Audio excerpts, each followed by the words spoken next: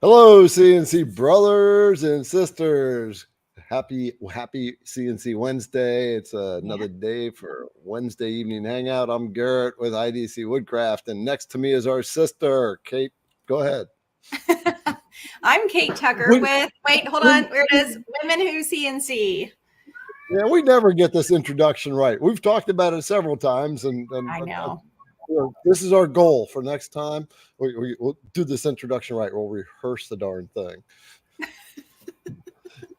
I know. It's been such a minute.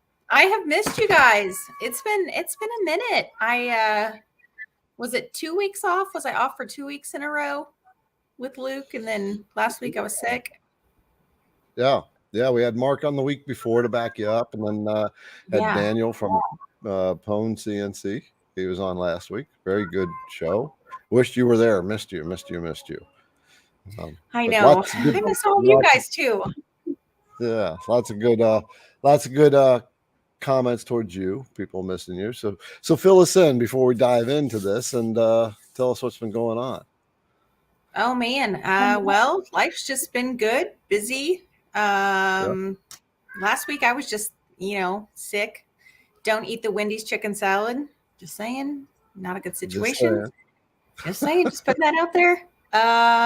Let's see. I don't know. Been super busy. Been really blessed with, I want to say, the season of custom gifts. We're coming up on the end of the year, and so people are tasking me with more and more really unique items to gift. Mm-hmm. So like today I was talking with a friend of mine, and he has some marble that he is wanting me to etch for a gift for his wrestling coach.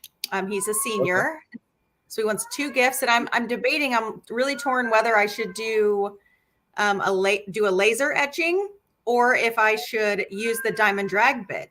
I'm kind of torn because I feel like they're both really good projects to try and tackle.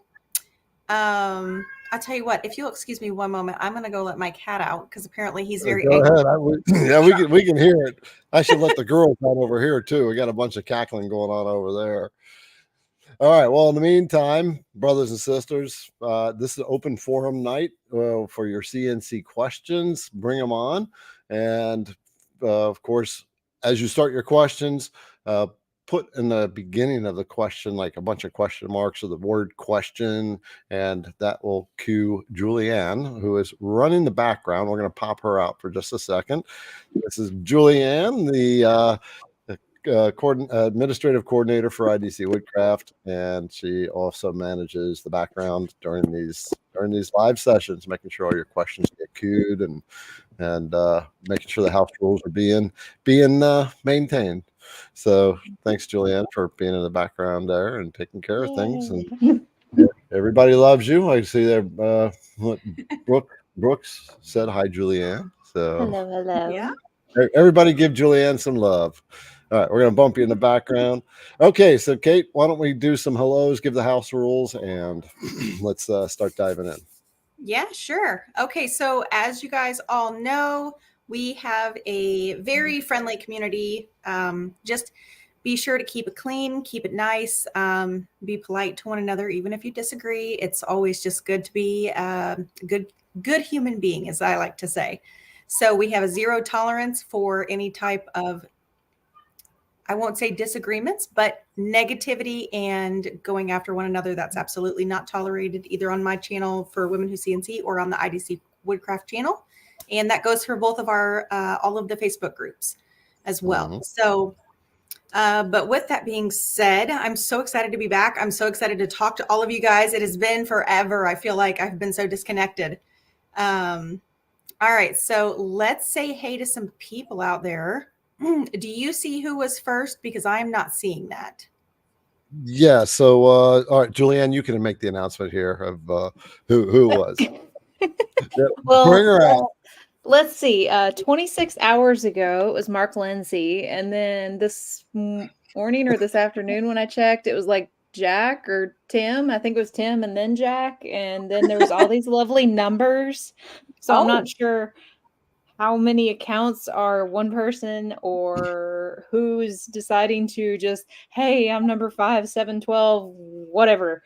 But Oh my gosh, that's we're hilarious. just glad you're all here. Yes. Yeah, you don't have to hang around like people do with the Apple stores when they're releasing a new product. You don't have to be here 26 hours beforehand and camp out, Mark. Yes. But That's we cool. do All right. appreciate it. All right, thanks, Julianne. All right, say some hellos, Kate, and then I'm going to share a couple things, then we'll dive in. Yeah, so we have Jack in the shop first, and I just want to pull this out really quick. He says, "I got my 1,000 subscribers. Woo! Yes. Yeah. Good job, Jack. That's awesome." All right, so let's see. We have Eric. Looks like they were doing some chatting early on. So it looks like we got. Sorry, Michael's asking about Liberty. Liberty is not available at the moment, so she's going to try to pop on a little while. So apologize for that. There you go. All right, so we have Brooks Martin. Looks like they're doing a little chatting. We've got Jim Pitts, Mark Eldon, Wandering Star. Of course, Miss Julianne is there. I think I said Mark Eldon already. Yeah. Looks like we had a lot of early chat going on. All right, here we go. Richard Hitt, Gary Bailey, Dwight Bennett. And I see a couple of my ladies on here. I see Jen's on here. Hey, girl. We've got Doug E. Yeah, Ralph Balchin. John Perry. Damn good child. Hey, Charlene Odo is on here. I have not heard that. I haven't seen that one before. Charlene. No. Oh my God, I made it to a. Hi, Kate and Garrett. Hi. I see Carolyn on here. She's always on here. Hello, my dear. Dion. Hey, Dion. And I have to say, I love this. I love this name here. Had enough. Okay. I love that. So that looks like a new tag. Yeah, that's a good handle. Yeah. We've got Dan back. He's saying howdy from Niagara Falls in Canada. And then, of course, we have Mr. Famous Mark Lindsay here. He says, back from dinner, chuck roast was a rousing success. Reverse searing on the Weber is a new favorite to add to the list. Well, I am so thrilled your dinner was amazing. The challenge now is to use a rotary on your CNC with a laser and get that laser set just right to cook all the way through. Right? Lord, that would be the challenge. That should be a challenge. Jack, that is not a call to action. Okay, friend, that is not a call to action. Jack will do it. Jack will do it. I said that's not a call to action. Yeah. Yeah. Oh, so we have Dave Grouse from Facebook, from Cincinnati, which is where I was born at, Dave. And I'm down here in Madison, and Kate's in Indianapolis, not too far from you. But you may want to pop over to either the IDC Woodcraft YouTube channel or the Women Who CNC YouTube channel, because you will find a lot more dialogue going on there. So most of our comments are coming from that. There you go. There you go. All right. Well, how about, I'm seeing lots of starred questions already. So do you have any announcements that you want to share? Yeah. Well, first of all, I've got some company. A CNC brother has come to visit for a little while, Joe.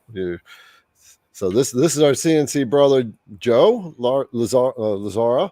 And Joe, you got me. You can say hi. Hello, folks. They can hear you. Joe was the one that, so everybody give Joe some love, by the way. Joe was the one that helped PWN CNC get the spindle configured for the long mill. He was the one that was down in the dirt working with them. So to make sure that worked for the long mills, because they had to configure it. If you were here last week, Daniel was sharing about that. So anyway, so a couple things I want to share. First of all, I got a couple things in the mail that I want to share. Always those cool gifts. And the first one was this this very lovely, very cool pen. Ooh, that's very bougie. Yeah, and it's got an engraving on it. And the engraving is when let's see, when you see one set of footprints in the sand, it was me carrying you.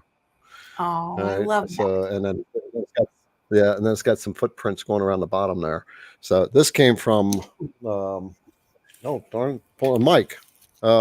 Hale, and also he 3D printed a case for it, and wow. It's so cool, and the color of it's so cool. And there's the case.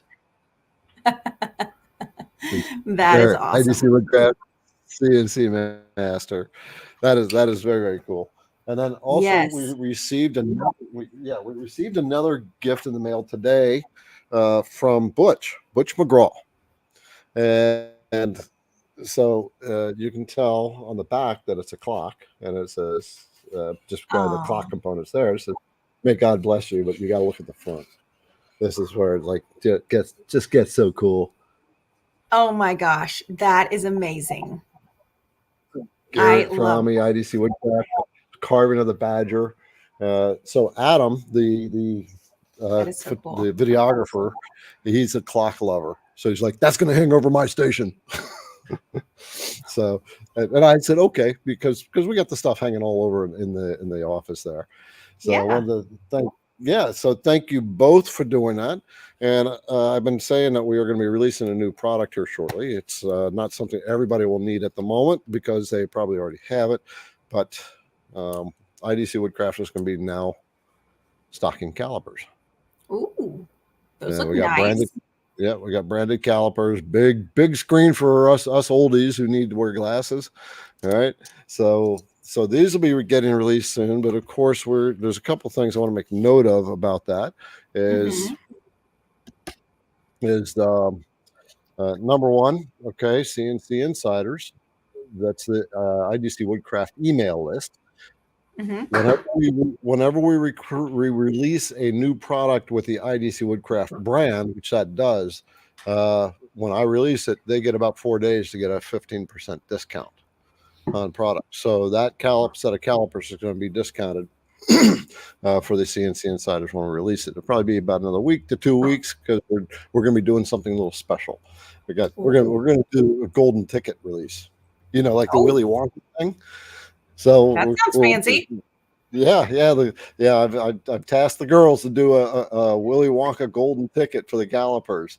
So that who knows.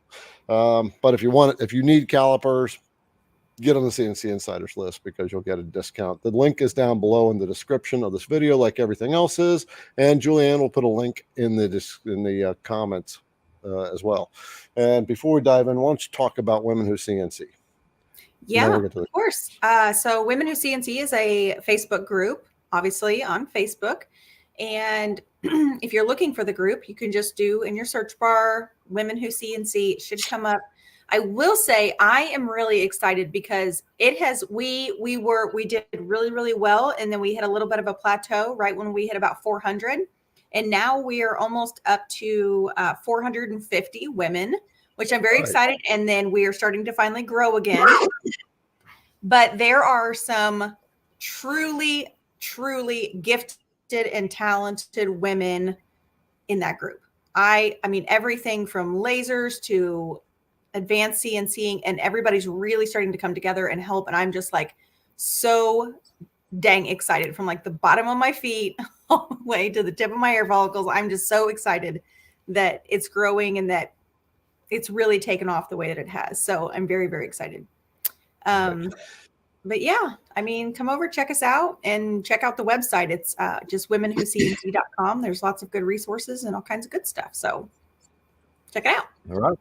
Very cool.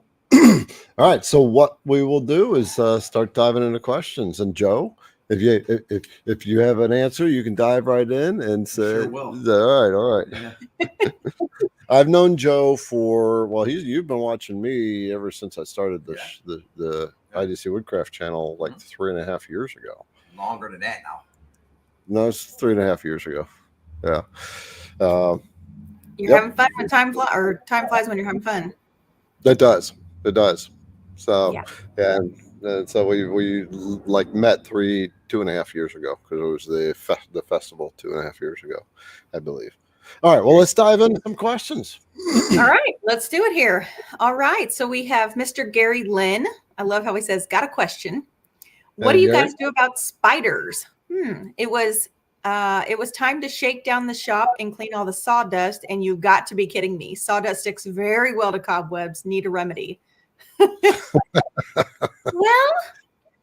let's see. Okay, so couple of things that I think of right off the top of my head.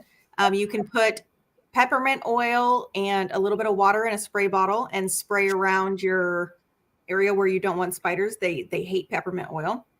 Two is a good broom.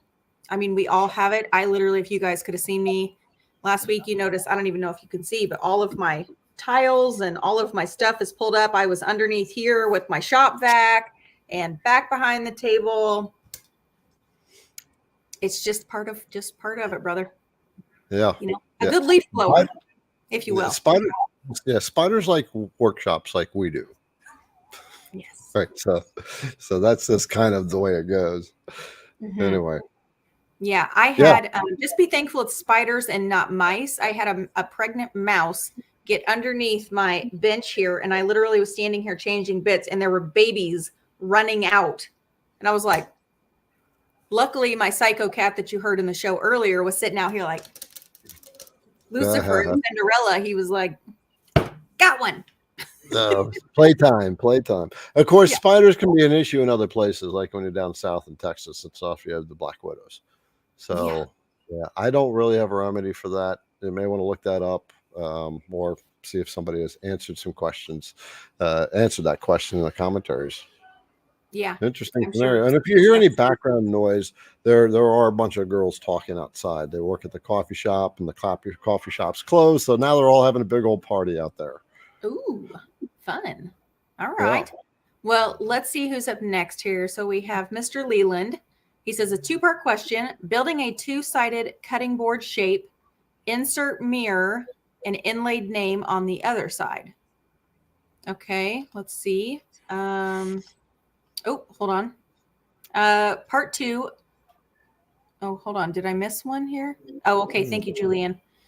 Question one, technique for cutting thin mirror, including bits and bit speeds. Advise on doing a two-sided project. Ooh, I don't know about cutting a mirror.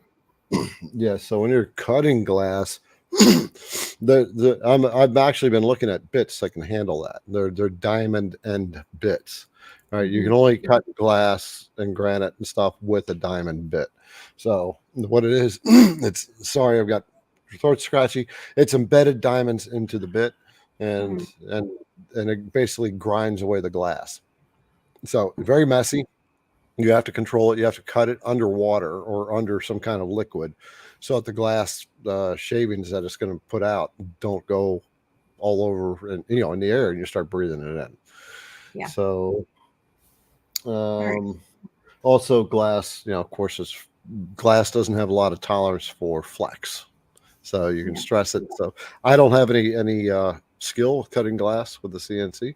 The other thing you can do is unless if you're looking to cut shapes out, then unfortunately we're not the ones to be asking. Hopefully somebody in the comment, like maybe Jack, knows. Well, I was going to suggest if you want to cut glass, because I know I had like a specialty mirror that I wanted cut for something that I had made a long, long time ago. And I took it down to my, they do like windows and doors and things like that, patio doors where they can cut glass like to specs, like where they were building things and doing custom things. You can try there. Or I don't know if even like a windshield, like somebody that does like windshields, you might see if they can cut the glass. I don't know. It's hard. I would maybe just do a Google search and see what's near you, like who could cut glass. That would probably be your best option. There are a couple comments coming in. Number one is don't use tempered glass. I don't know why, but that sounds right, because tempered glass doesn't take a lot of stress before it fractures. And then Jack and Shop uses a CO2 laser for glass. Yeah. And that's all I'm seeing at the moment.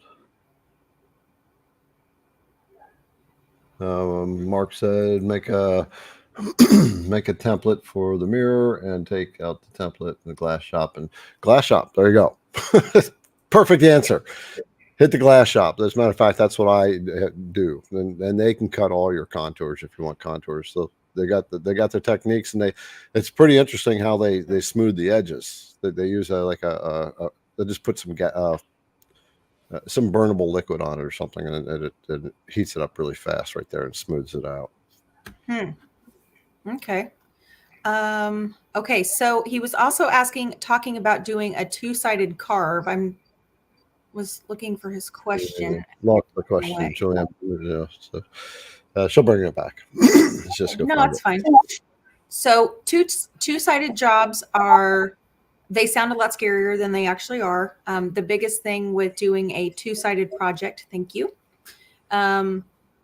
is basically just making sure that you have some type of, I'm trying to think of the word. Like I use dowels when I do mine, because that way I know exactly where it's going. And then make sure when you're doing your two-sided job that you make sure you flip the orientation, the button on which way you're actually going to flip it. That's really critical, because, if you're flipping it backwards and then you wind up flipping it sideways, you're not going to be very happy with the result.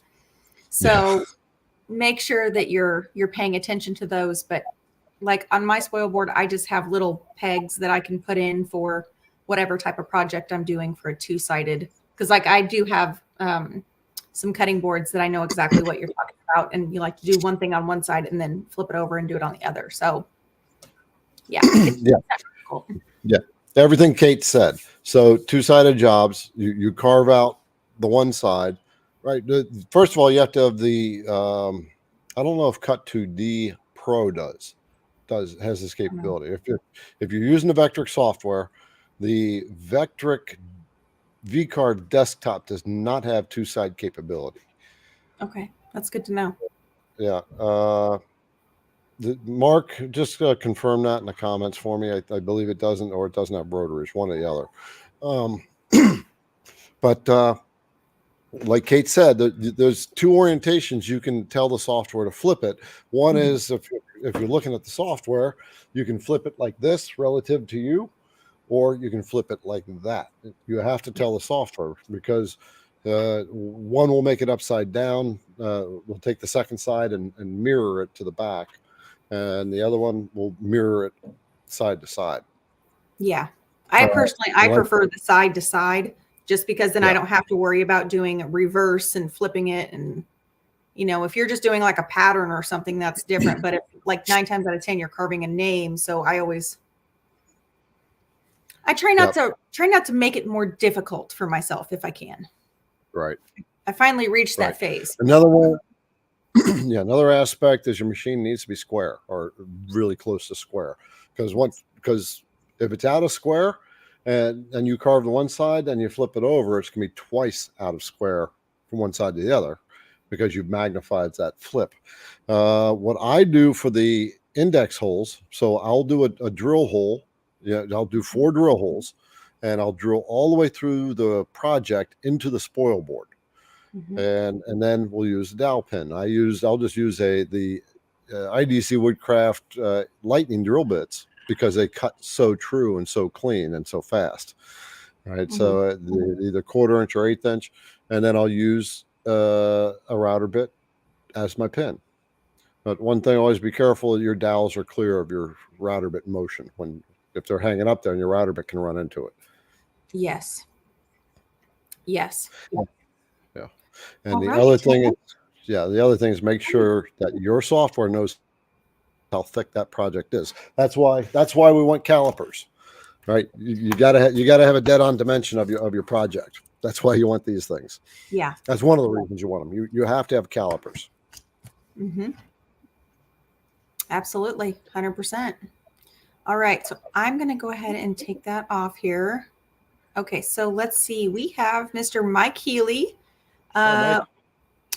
When using the Hogger Beast on a roughing 3D toolpath on hardwood, how much allowance should be left for the 3D finishing pass? I used 0.02 when using your normal downcut bit and had no problems. Yeah, use the same settings. Okay. Use the same settings. The router bit's not going to cut any deeper than any other bit does. You just got to make sure you're using the right size that you put in the software. Using a 1/4 inch to do your clearing, use 1/4 inch, the hog or the beast.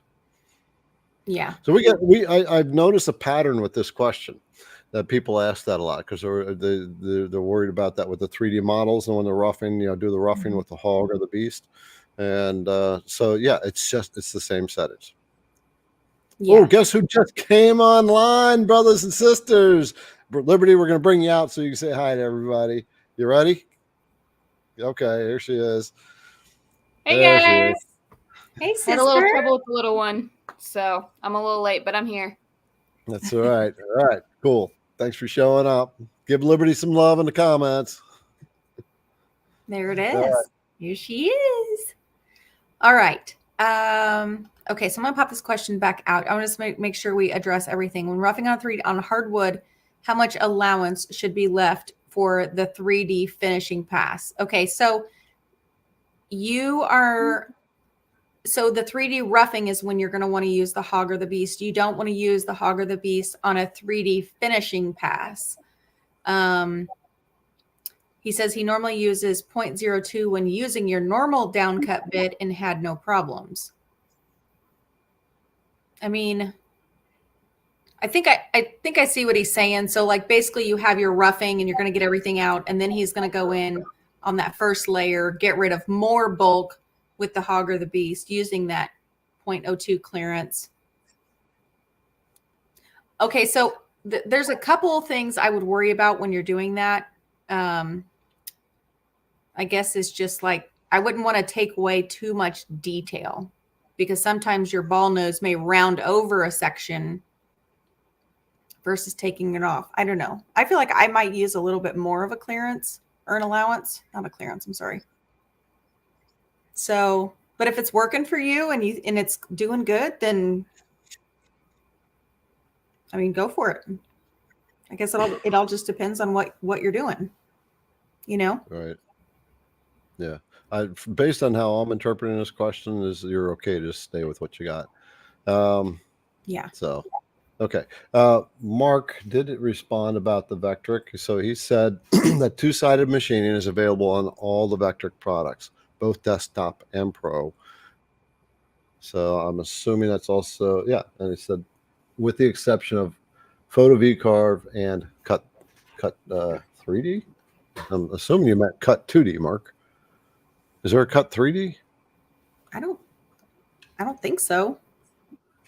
Yeah, I'm assuming you meant cut 2D. He'll clear up in the comments. All right, rolling on. All right, so we have a question here from Mr. John Perry.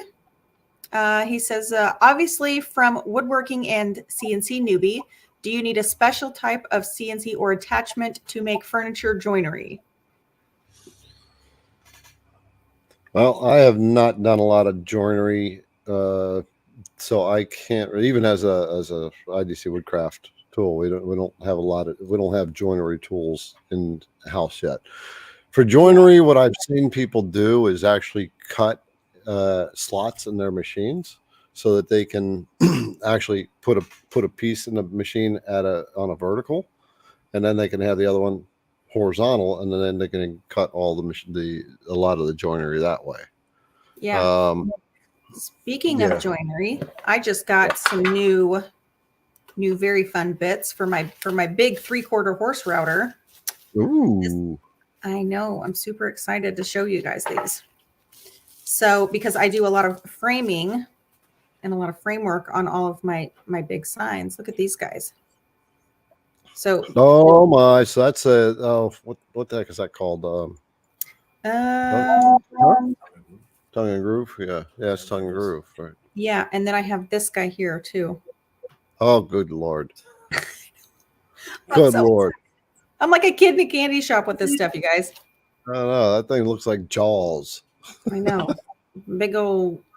And so, yeah, so I'm super excited to just be able to like slide it all together, put my. So my question is, does the one piece fit into the other tightly?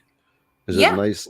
Nice, very close fit. Yeah, because it just comes in. So you run this on one, and then you run this on the other one, and it fits really nicely, actually. Okay, good. Yeah, I was very, very pleasantly surprised. Yeah. Yeah, back to the question here as far as attachments. So I am not the joinery guy. But I can tell you, like I said, the people cut slots in their machines and make a nice little vertical spoil board. And I've also seen it where they make the spoil board, the vertical board, that for lack of a better word, a vertical spoil board, but a bracket or something, and they hinge it so you can get your joints at different angles. All right, so that's an option too. Yeah, they also have, I don't know if you're interested in the dovetail, but they have the gadget. It's in Vectric. It's on the top menu. It's like by file, edit, and then there's a drop down and you can pick gadgets, and you can actually go over to vectric.com and pick up some of your the different gadgets that they have. And it's called, I believe, the box gadget. And then you have either like a standard joinery or a dovetail. So maybe that might be something that you might want to play around with. I will tell you from just my personal experience, the smaller it gets to be a little way more difficult. But the bigger box joints, like if you want to make like a crate or something like that, or drawers, it works really, really well. All right. So yeah, Jr.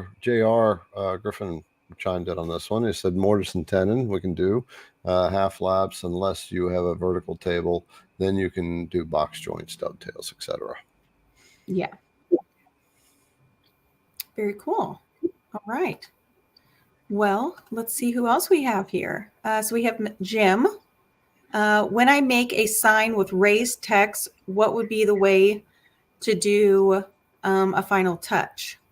So, Jim, I'm not sure how much of a finishing you're looking to do, but what I like to do personally is I will do paint markers for the raised text. It makes it very, very easy versus like trying to just paint. You can get a fine tip or a medium tip, or like, I don't know, a thicker tip paint marker. You can buy them at Walmart. You can buy them at the craft store, wherever you want to pick them up at. But that's what I use. I like to do that because it makes it really easy to do both layers, because a paintbrush, unless you're just extremely steady, it still is really hard to just get it like flush, like the paint to look really, really sharp. So that's just something I do. As far as, I'm guessing that's what you're talking about. Do you take any other context from that question? Do what? I said, do you take any other context from that question? Maybe what he's asking about? No. Final touch. Well, yeah, I can give you another general idea. If you're doing like large letters, raised text, and you want to add some maybe rounded accents to it, you can use a thin ball nose, like an 1/8 inch ball nose, and make that your final pass. And you can have the nice little radius down at the bottom of the stack of the text. That's one thing you can do. If the text is big enough, you can do a round over at the top of it if your text is right. If your text gets real thin and it's raised text, then you can actually round it and mess it up. So that's, I don't know if I'm making sense when I'm saying that, but yeah, no. So I do. That's a good point. I did I believe I just did a profile with a 90-degree V-bit around like my. I selected it in both layers. So I did the top text, and then I went back and did my bottom text instead of trying to do it in two, because as you know, with stacked text, if you do your top first and then you go back and do your cut your next layer. So if you're doing that, selecting the whole thing, basically going to do is go through and cut right through your top text. And that would not be a pleasant surprise at the end when you're all done. Right.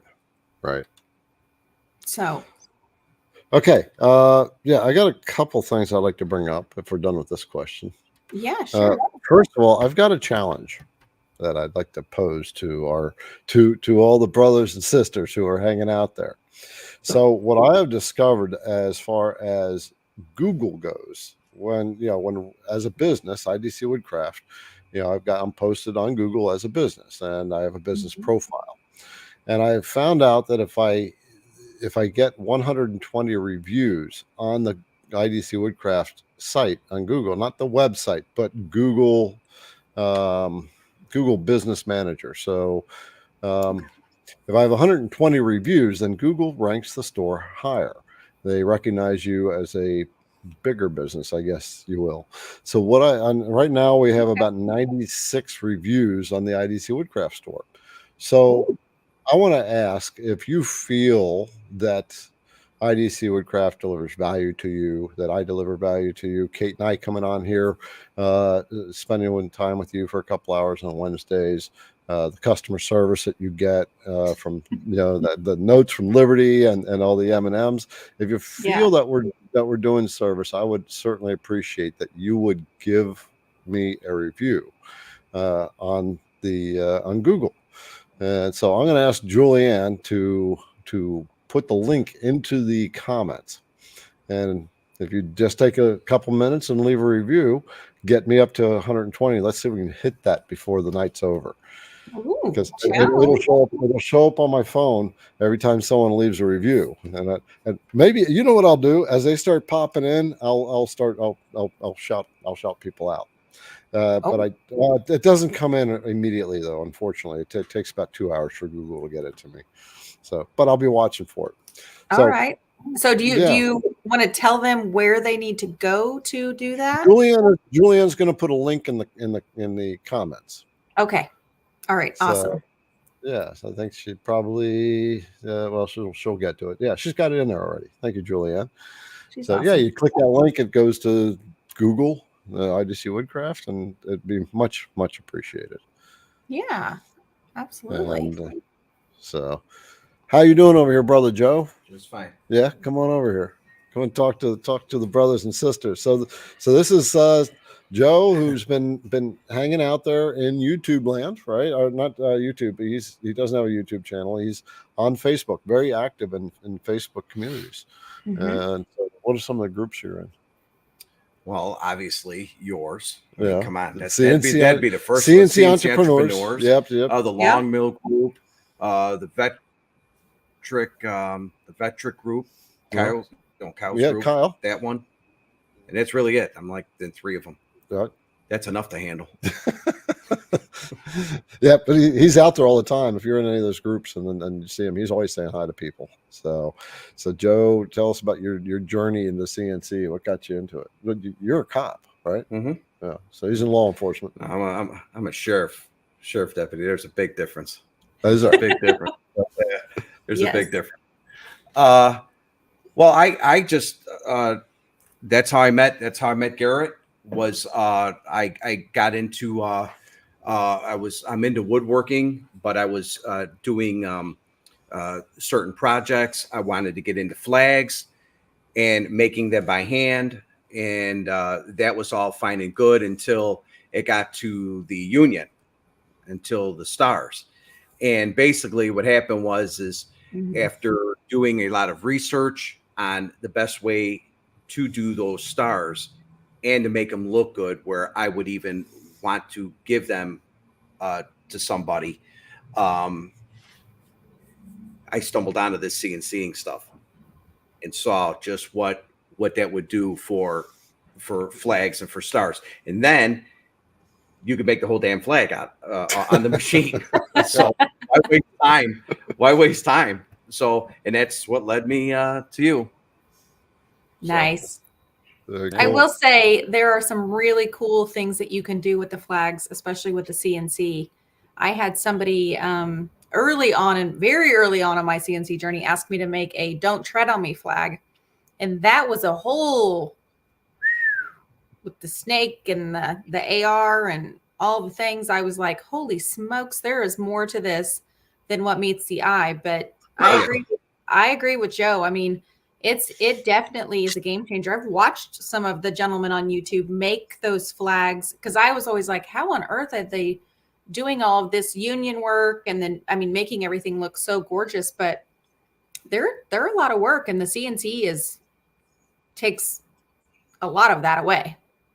Yeah. Well, that's the good thing with with YouTube though is you really stumble on all these guys who really want to teach you how to do stuff, and that's what's amazing. I mean, I've reached out to Mark Lindsay on several occasions, and Mark has helped me tremendously. And besides the star of the show here, besides him,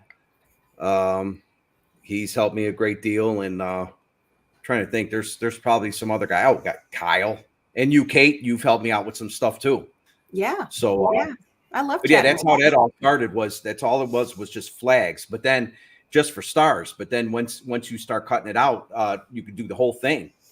And like Garrett, has always said, you know, let the machine do the work for you. Let the machine do the work for you. And you know, and there's times where I'll let the machine just cut the whole flag out of the material. And then that way I don't have to worry about a table saw. I don't have to worry about anything else, you know, but it's, they're great. So nice. Yeah. And and once you figure out, like you were talking about, you know, once you can figure out how to put images or whatever, like badges and stars and all that other stuff on those flags, then you're putting people's names on there. And, you know, that's people love that stuff. People really like that stuff. Yeah, you want to make the blue stripe flags, right? Yeah, I'm going to be doing those too, and I'm going to be doing epoxy in them. Okay. I'm going to do that. Oh boy, yeah. Kate's the one to be talking to here, and I just discovered that Julianne knows something about epoxy as well. Oh boy. But yeah, and plus with the spindle. Yeah.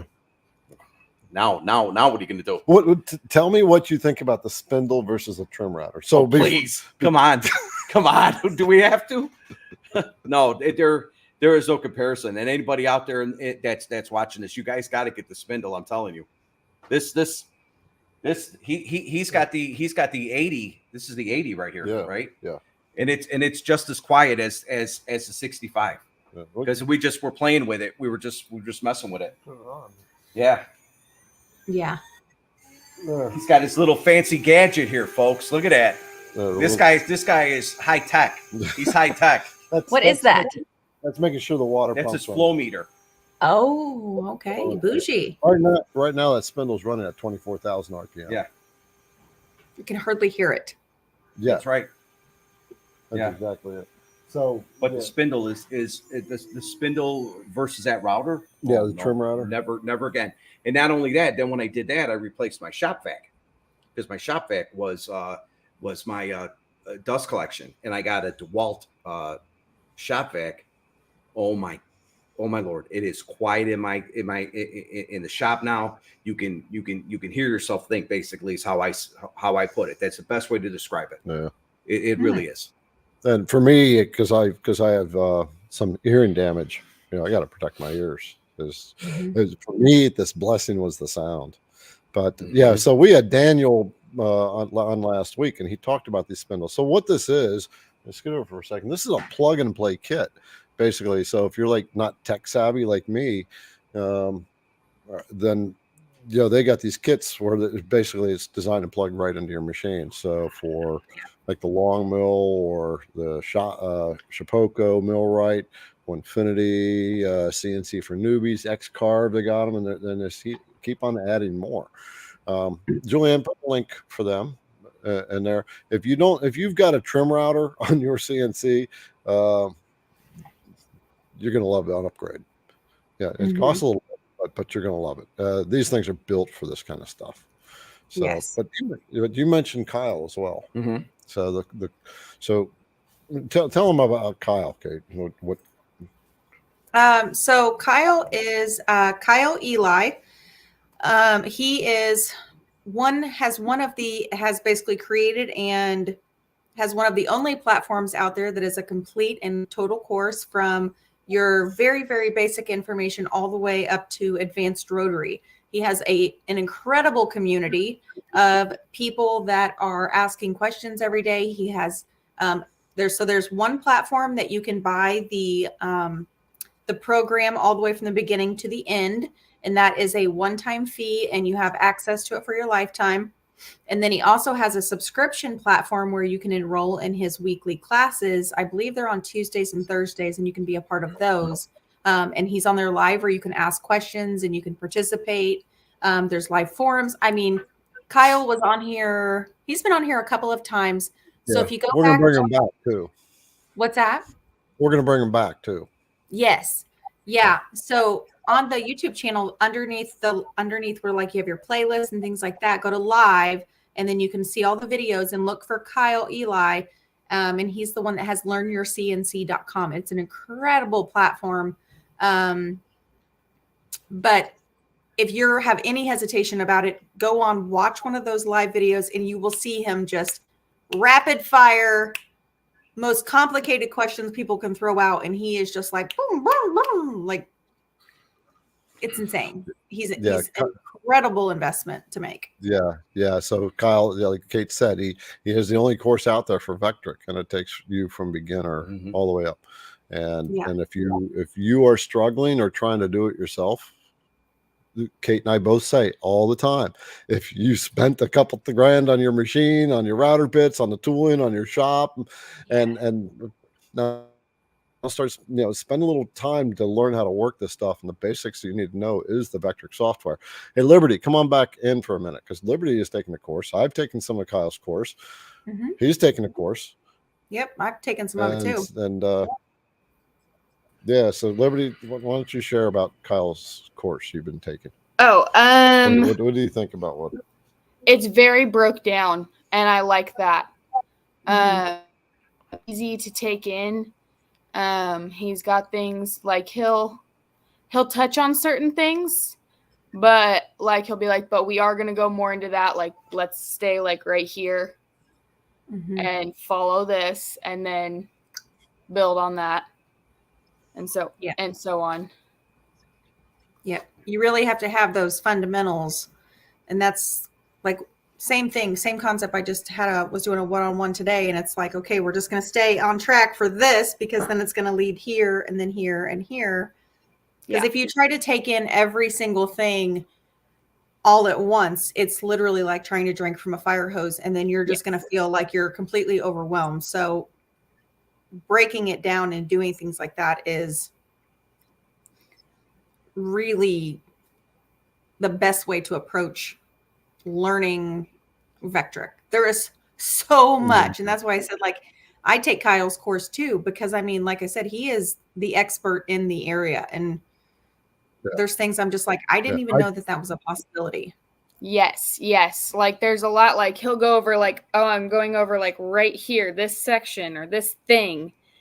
And like, I'm like, oh yeah, I know that. And then he keeps going. I'm like, no, I didn't. I'm lost. It's well, not lost because he's explaining it, but I was like, I did not know there was that much to it. Yeah. I've taken his course. I've been in his lives, and he walks through a project.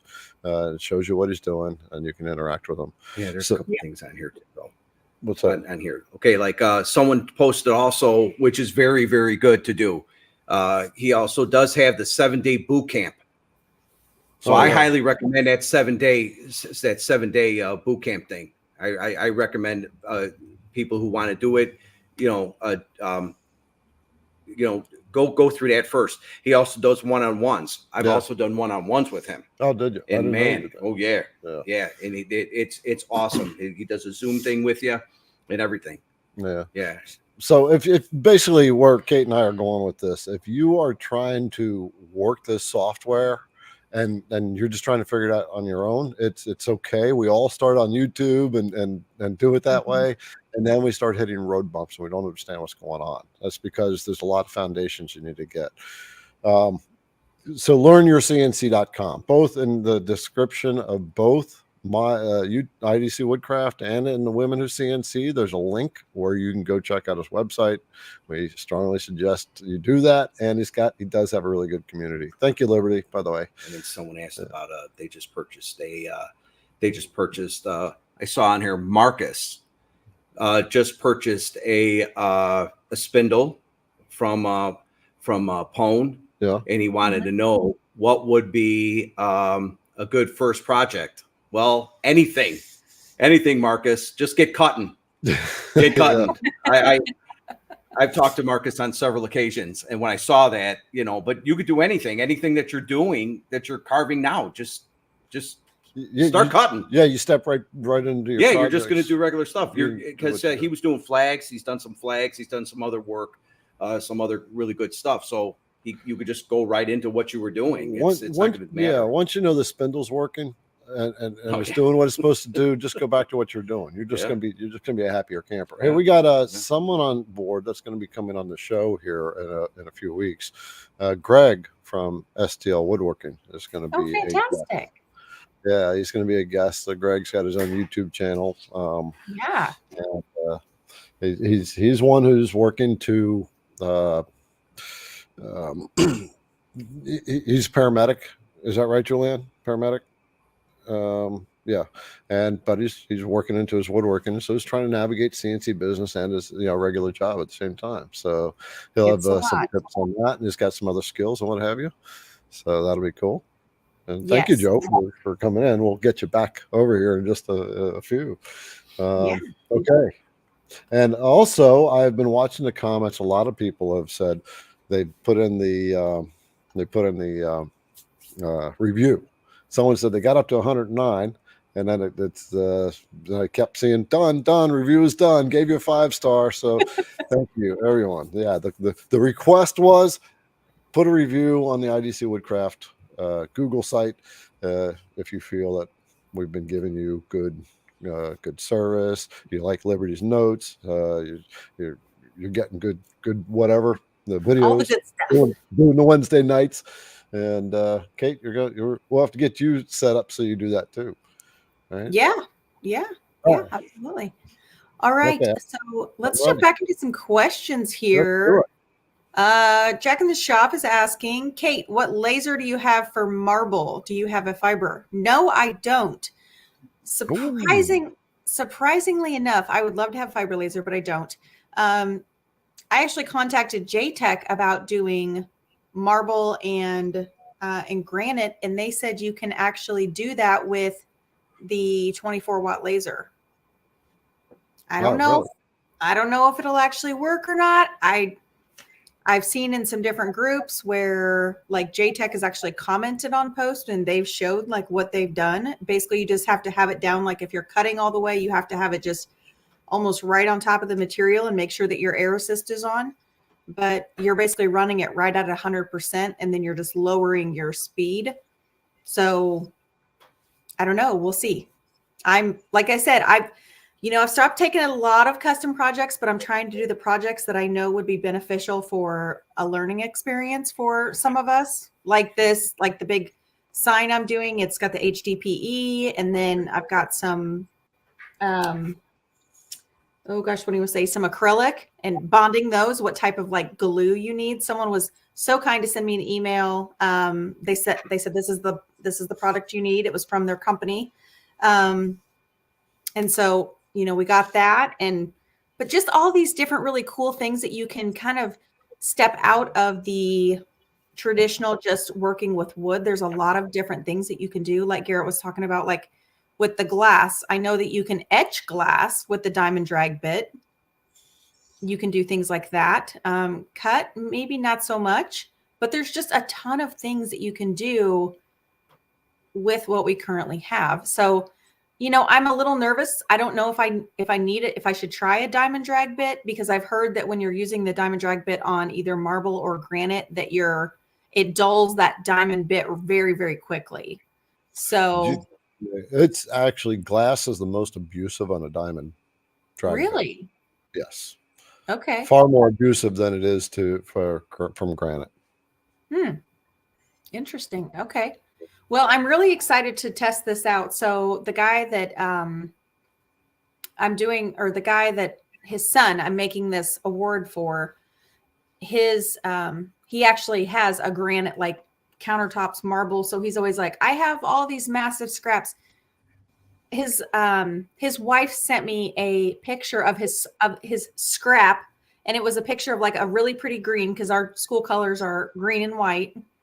He sent me, it's like a 6 foot by 4 foot sheet. And I'm like, that's a scrap? Are you kidding me? She goes, yeah, he'll never use it again. And I was just like, I'll come get your scraps any day of the week. Yeah, but that was a scrap. So I was just super pumped. I'm like, okay, just cut me off like a big chunk, something that I can move and finagle around and try it out. So I'll be shooting a video on that, and we'll figure it out together. How's that? That's how I like to shoot my videos. Yeah, I'm going to try to show you what a diamond drag bit can do on your granite, but I got to get to the IDC website, and I'll bring that up, and we're going to because you did a project. Yeah, I did a couple of projects with the engraving bit. I did the diamond drag bit. So this is so cool.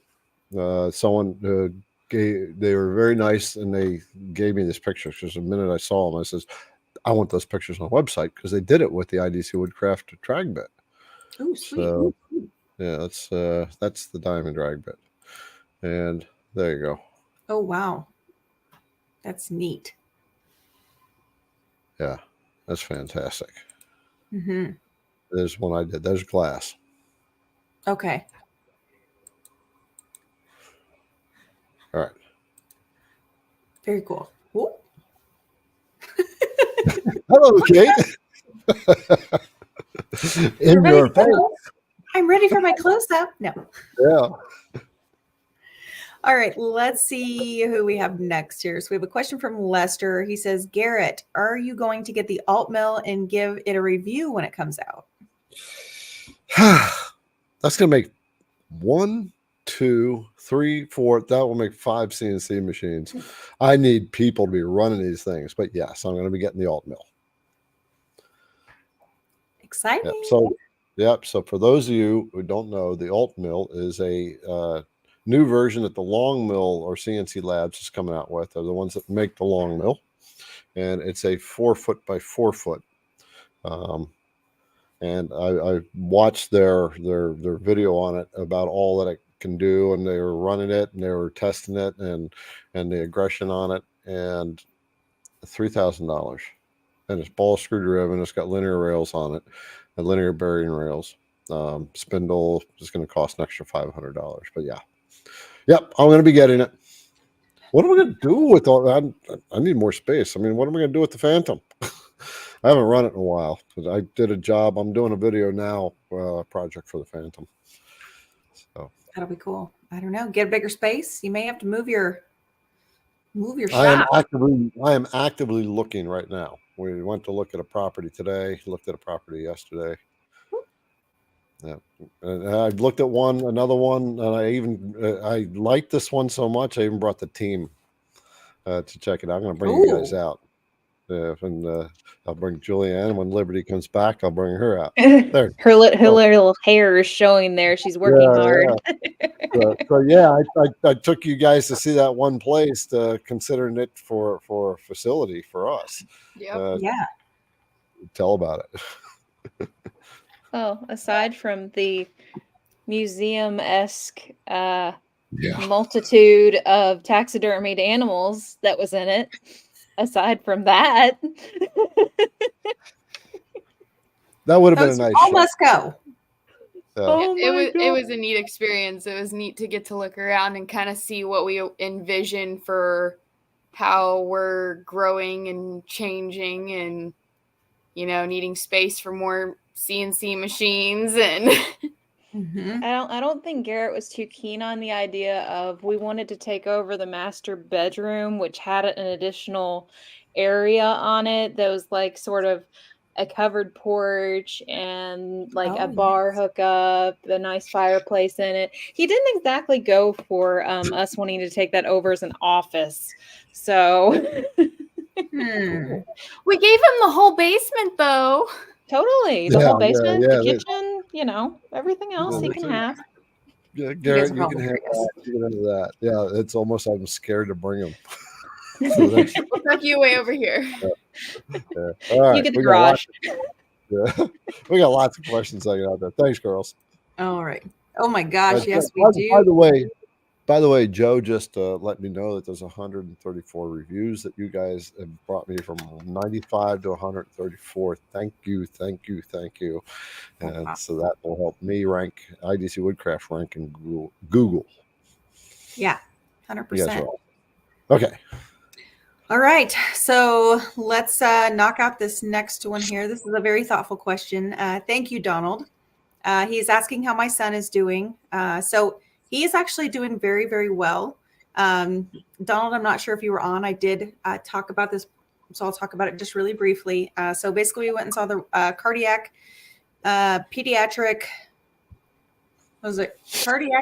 surgeon is what we went and saw, because his ribs are being detached from his breastbone, and it's kind of making everything move funny in his body. So what they've done is they've actually, instead of doing a surgery on him, because he is still young and he has growth plates and all that good stuff, they've decided they're going to build a custom brace.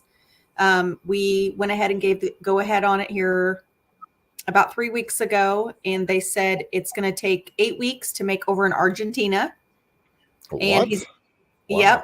Yep. They custom make it over in Argentina. It's literally custom built for his body. It's pretty wild, some of the scans and some of the things that they did. So he has to wear it for 23 hours a day. We get it like May, like the first week in May. We've got to go back and make sure everything's adjusted and fits right. But it comes just in time for summer, so he's not real excited about that, because there's no, I mean, basically what it does is it's designed to press back his ribs back into place and hold them where they are. And so you wear this day after day and you start to see results. Now, when he doesn't wear it, it'll still come back out and pop back out. But until they can do the surgery, this is kind of that Band-Aid solution, if you will. So, but he's doing really good. They've actually said he can play sports, he can wrestle, he can do all the things, which is terrifying to me. But the doctor said the muscles in his body are actually, he's very, very fit. So I'm just excited that he can still do what he loves, and I don't have to hold him back from that. So, yeah. Wow. Well, thank you for the update. I'm glad that there's another alternative than cutting his chest open and putting in metal ribs, Terminator ribs. Well, yeah, basically when he's 17 or 18, that is going to have to happen. So, you know, I don't know, kids. So, all right, let's hit up the next question. But Donald, thank you for asking. I genuinely appreciate that. All right, so we have Mr. James Robin. He says, about the Vectric user group meeting in Austin, Texas, is it worth the trip? Is it a learning experience? I haven't been to it. I'm going to be going to this one. I've been invited by Vectric to go to this one. Sweet. I haven't been before. That's very awesome. I know Ellen is going. She's super pumped. Okay. Julianne, I'm sure she's already got it on the notes about it. So, but if not, okay, there's the first drink. Julianne, write this down. So a couple weeks ago, I think Mark said we're going to turn this to a game. Every time I ask Julianne to do something, we have to have a drink. So don't go get my beer. Because I do it all the time. Oh, Julianne, make sure you write this down. Julianne, get this link, please. It's constant. Oh my gosh. Oh, empty glass. Okay. All right, let's see. Mr. Alan Smith, are feeds and speeds different for a spindle versus a router? This is an excellent question. No. Nope. Use the same speeds and speeds. Okay. I will tell you, the spindle cuts so much cleaner. Joe's over here going, yeah, it is. I was surprised when I made my first cutout with the spindle, how much cleaner that cut was from the trim router. Okay. Yeah. Julianne, put the spindle link back in there. You got I mean, you got to get a spindle, dude. It's you do. All right. What's that? Oh, have another drink. Yeah, have another drink, he says. That's water. It don't count. Oh, yeah. Yeah. Oh, okay. Oh my gosh. Way to go. All right. Let's see. We have Mr. Professor B. Newbie question: is it okay to clean CNC bits in a sonic cleaner with simple grain? Yeah, there should be no reason you can't do that. I'll say I couldn't imagine why you couldn't. No, but that's actually probably be a good way of doing it. Sonic cleaner. A couple brothers and sisters, put in the comments what you do to clean your bits, just so they can show some other ways. But sonic cleaner will work. Yeah, I don't know. I don't know if I've got it over here or not. Nope. Well, no, that's not really what I really wanted. So it's I have like it's a bit and blade cleaner. So I buy it at, I think, Woodcraft. It's pretty good stuff. Works pretty well. All right, let's see here. We have Tim Compton has a question for us. How will the 1/16 down cut bits do in red oak for cleanup on a stacked text sign? It should work just fine. Red oak is relatively hard, but it should still work just fine. Yeah, that's what I was thinking. For a cleanup, yeah, you'll probably be fine. Just take shallow passes. Yeah. I mean, you're going to take very shallow passes anyway, but I might add 3 or 4 passes on there just because it is such a hardwood. Yeah, you can adjust the number of passes that's set in the database. So if you didn't know, at the IDC Woodcraft website, at the top menu, there's a database downloads link, and you click that, and you can install the entire database into your software. You can download the database from IDC Woodcraft website for Vectric, Carveco, Carbide Create, and Fusion 360. And that comes with the standard feeds and speeds that I've set up. They're a little conservative for those who are new. And then when you're creating your tool path, then you can alter the settings. Don't ever alter the settings in the main library until you know that router bit can handle something else that you know at a higher rate. What are you smiling about? Oh, I was just thinking about something I said today. I had a one-on-one today, and I was thinking about what I was telling him about the main library. I was like, okay, because he was telling me his age, and let's just say he's above 65. Okay, we'll just say that. And I said, editing things in this is like writing on the card catalog and getting your hand smacked. You don't change numbers on the card catalog. You just, when you pull it out, you have to look at it. You can write it down, but you can't write on the card catalog card before you put it back. I'm like, that's what it is like changing your library settings. You have to use that edit button over there by your selected tool, and you can change it in there for that job only. Yeah. So yeah, sorry. That's kind of why I was giggling to myself. That's a good way of putting it, though. Yeah. I mean, I remember our librarian. She was mean and crazy. Yeah. Oh, just FYI, we are past the top of the hour, and we have a cutoff on questions at the top of the hour because we get so many questions, and it takes us quite a while to catch up with all of them. Like, for instance, our next question was asked at 8:13, and now it's 9:08. So that's where we're at right now. Yeah. All right, let's try. Here's our friend Had Enough. Okay. How low or high should vac dust be mounted on the Makita router, and will the bit tear it up? So what I do personally is I feel like when I put my brushes, I feel for where my bit is, and then I raise my bristles just a little bit above that, because, depending on how deep you're going to be cutting, the brush is going to sink down into that just a little bit. So that's one way. And no, the router bit will not tear it up. So that's just, that's what I do. But there's a lot of, my bristles on my brush they're worn out. But I know, like, if you buy from like the Nighthawk,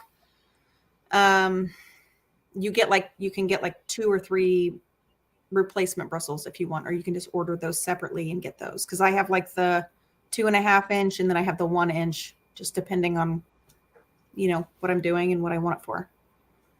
So, all right. Let's see. All right, Garrett, are you ready? We have a 2-part question here. Oh, I'm sorry. 2 questions, not 2-part, from Eric. Hey, Eric. What is the max diameter collet on the PWN spindle holds? And is there a similar muscle chuck that will work? Let's see. What is the max diameter collet? Okay. Okay. So with this one here, the 80 millimeter units, those are ER20s. Okay, so they will hold up to a 1/2 inch router bit. For benchtop machines, you don't want to use a 1/2 inch router bit. For the 65 millimeter, it's the ER11 collets, right? So the ER11 collets, the max shank size is 1/4 inch. And so as far as muscle chucks go, muscle chuck does not have a 1/4 inch shank muscle chuck that's going to adapt to the ER20, and I don't think they have one ER11 yet. I'm not sure. We pulled all the muscle chucks at the moment because they were having a few more quality issues than we wanted to have. So we've talked to Muscle Chuck, and we're having some. So we're not selling them right now. Okay. But until that's rectified. Got it. Okay. All righty. Well, let's see what we've got here. So STL Woodworking. When are you going? STL is Greg. Yes, Greg. I'm sorry about that. When are you going to make me a 3-inch surfacing bit with a 1/2 inch shank? Well, we've got one in-house right now that we are ready to test. And speaking of testing, so we put out a few weeks ago for product testers. I've been talking about it on the live and had an application. So we have narrowed that down to 3 people. So we're going to be working on getting hold of those 3 people. And the rest of them, we'll send them an email and tell them thank you. Okay. Did you have your fingers up? So you have 4 people. Okay. We'll be, yeah. And then so the surfacing bit, it's a 2.5 inch. Sorry, it's not a 3 inch, brother, but it is a 1/2 inch shank. That's the first one we're testing. And I've got some hogs. I got a 1/2 inch compression. I have a 1/2 inch upcut, 1/2 inch downcut, and 1/2 inch hogs. Well, we've got the hog data, but we need these other things done, and a couple other bits. So we're gonna be putting someone to work. Yeah, the hog, I really like the hog just because of the sheer length of it. I think it's a fantastic bit. And it really, I know what, even though it's a roughing bit, the cut on it is really not bad. Like the searing action on it is, I mean, yeah, like I can cut bowls out and everything else with that. And I really don't even have to do an offset with like a clearing afterwards. I literally can just use my spindle sander and just kind of like rotate the bowl and it smooths it right out. Like the Beast, I feel like the Beast's searing action is it's more aggressive, but I know that the Beast is a more aggressive bit just because it's so stout, but it has a much rougher cut to it. So there's that. Yeah. All right. Let's see. So Eddie Young, I'm upgrading a MK2 to a spindle. I cannot get the current 8 tiny screws on the side of the front gantry to fit into the PWN CNC spindle mount. Where can I find the right screws? Do you know what he's talking about? The 8. Joe is all into this. He was like, okay, so Joe might be able to answer this. The current 8 tiny screws on the side at the front of the gantry to fit into the PWN spindle. He might be talking about these. So these are ones that are mounted onto the linear bearings. So if that's it, the 18-inch screws on the side of the front gantry to fit into the spindle mount. Okay, I would. So first of all, where can you find the right screws? You should not have. If that's what it is. If it's a linear bearing screws, the screws that are right here, and on the other side that the whole Z is going up, right? So that's called a Z carriage, by the way. If that's what you're talking about, those screws should still fit. Yeah, they go slide right back in. Yeah, they should go right back in. So that's what I was thinking. Like, where are the additional screws? 8 tiny screws on the front gantry to fit into the pond CNC spindle mount. So that's this. That's the bracket. You're gonna have to, yeah. Yes, there's a bracket right here, and that's what he's talking about. So there's smaller screws. If they're not fitting, then contact PWN. Yeah, that was going to be my next suggestion. I was going to say also too, I know you're running the 80 millimeter, but the 65 is the recommended because I know you said you ordered the 80 on accident. What did Still you? on. Yeah, obviously. Did you have to have a new like mounting bracket because of the 80 millimeter? No, they use the same bracket. It's just a smaller hole. Okay. For the 65. Okay. So I will say you do an MK2, and they have an MK1 and MK2 bracket, right? So the MK1 bracket is a bit narrower, I think, if I remember right, because I got the bracket for the MK2, and this is the MK1. It's a retrofit. It's a retrofit with the MK2 gantry from the MK1. Okay. So if you have an MK1 and you want to expand it to 48 inches wide, 4-foot cut, then you can get a gantry expansion kit. But yeah, I would contact PWN on that. Yeah. All right. Let's see. We have another question here from Brian Ingram.